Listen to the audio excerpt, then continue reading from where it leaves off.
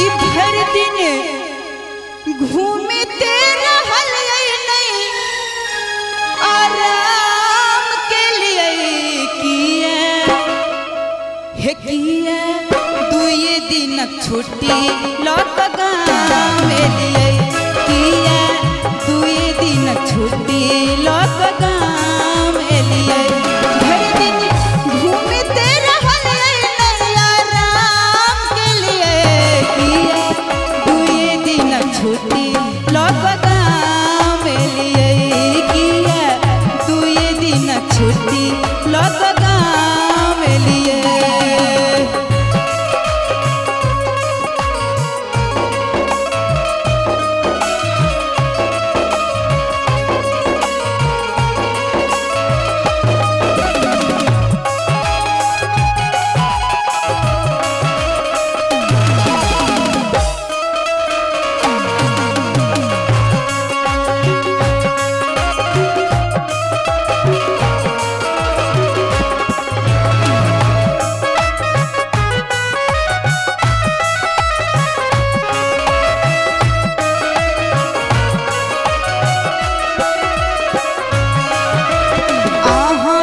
परदेसी पिया हम छी अबला नारी बिना बरद के कहुना कहुना के लो खेती बारी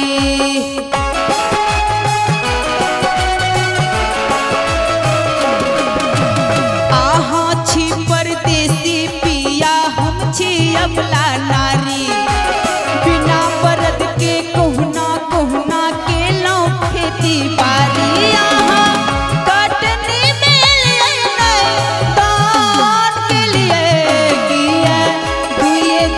छुट्टी लौट गाँव लिए किया दुए दिन छुट्टी लौट गाँव लिए।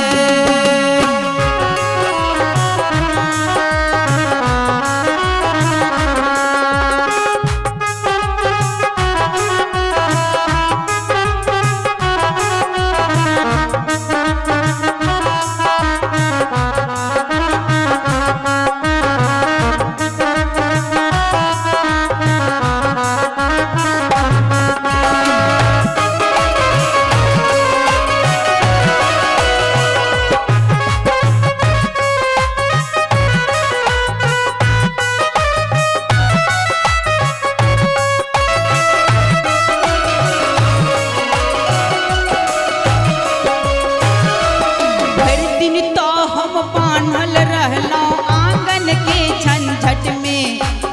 एको घड़ी ने मुँह देखलौं परदेसी प्रियतम के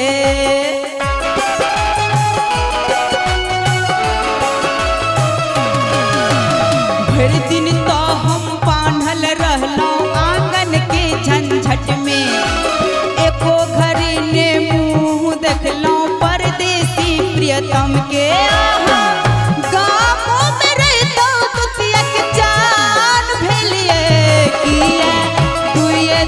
छुट्टी लौट गाँव लिए किया